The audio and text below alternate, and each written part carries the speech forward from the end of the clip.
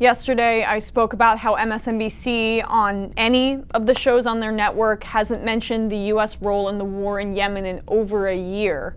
Fair.org tracked it, and that's what they found, which is insane. But MSNBC found ways to do literally hundreds of segments on Stormy Daniels.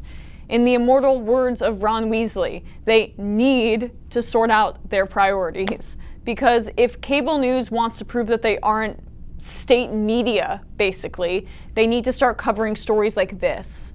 The ground where the wedding tent once stood was covered with children's slippers, broken musical instruments, pieces of festive clothing, and other detritus of destroyed lives. Teeth still attached to the jawbone lay near some tattered decorations. There is even some flesh left, said Elan Yahya, the bride's father, pointing at blackened shards hanging from a tree branch. An airstrike hit the wedding in the remote mountain village on April 23rd, killing 22 civilians, including 8 children, and injuring dozens, according to interviews with 17 villagers in late May. More than 3 years into Yemen's civil war, over 16,000 civilians have been killed and injured, the vast majority by airstrikes, the UN Human Rights Office estimates, adding that the figures are likely to be far higher. The deaths are continuing unabated, with as many as hundreds of casualties per month, despite assurances by a US-backed regional coalition to better protect civilians amid mounting criticism within the United States and the international community. Children's slippers in broken ash with flesh hanging from trees. That is what the United States is doing right now. But Stormy Daniels, Russia, all goddamn day, every day. This needs attention. These stories. It's stomach churning. 16,000 civilians, conservatively estimated, have been killed in 3 years with the United States' backing. And for what? This is a proxy war between Saudi Arabia and Iran. It's a game to them about geopolitical influence, and we picked a side in this bloody, senseless conflict and rivalry based on our own arbitrary alliances with the oppressive Saudi regime. Just because it isn't US troops directly murdering these children and innocent people doesn't mean we don't have massive amounts of blood on our hands. Without us, the coalition of the UAE and Saudi Arabia wouldn't be able to commit these atrocities. That coalition, led by Saudi Arabia and the United Arab Emirates, is backing Yemen's exiled government in its conflict against the rebels known as the Houthis, who dominate the capital and the north. The United States is playing an essential role in the war, supporting the coalition with intelligence, refueling, technical assistance, and billions of dollars in bombs and other weaponry. The coalition is the only actor in the conflict that uses warplanes, mostly American and British-made fighter jets. The airstrikes have struck hospitals, schools, markets, motels, migrant boats, gas stations, even funeral gatherings, raising questions about the coalition's ability to abide by humanitarian laws, you think, that calls for civilians to be safeguarded. They are using our jets, our machinery. And this isn't by accident, this is purposeful. In fact, Donald Trump and the United States Senate, our government, actually ramped up the sale of arms to Saudi Arabia so they could continue doing more of this.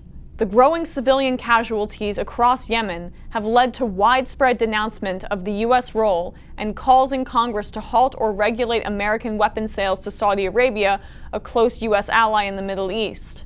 Despite the concern, President Trump announced $110 billion in new arms sales last year to the kingdom, weapons that most analysts expect will be used in Yemen. After the Senate narrowly approved a $510 million first installment of precision-guided munitions to Saudi Arabia last June, the kingdom said it would launch a training program to reduce accidental targeting of civilians. But in the years since that announcement, civilian deaths were 7% more than the year prior, the UN data shows. In April alone, there were 236 civilians killed and 238 injured, the deadliest month this year so far. So the US government was like, oh, Saudi Arabia promised it would stop killing civilians? Great! Problem solved. We can go home. Oh, but only after we give more and more arms to the Saudis. Trump proudly announced $110 billion in arms sales to them, and the Senate gave them an additional package of money, precision-guided munitions. Newsflash, if they're not trying to target civilians, they're not very precise. But they actually aren't avoiding civilians. They're literally targeting schools, hospitals. But the US government, it doesn't care. The Saudis give us oil?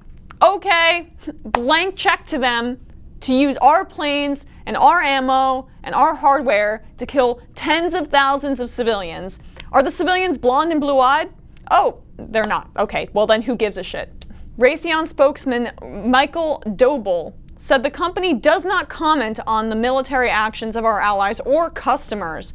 Its sales of munitions to Saudi Arabia, he said, were reviewed and approved by Congress, the Pentagon, and the State Department, and so reflect the foreign policy and national security interests of the United States government and are in compliance with U.S. law. It definitely reflects our interests, maybe not international law, but yeah, Raytheon doesn't condemn it. I wonder why.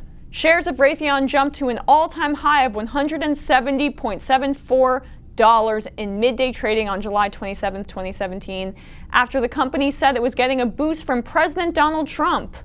The military specialist hit a previous all-time high on May 22, 2017, when Trump signed a weapons deal with Saudi Arabia worth $350 billion. And that's how things work in Washington. Flesh hanging from trees, children's shoes scattered on the ground, tens of thousands dead. But Raytheon, they got to make an extra buck, so I guess it's all worth it.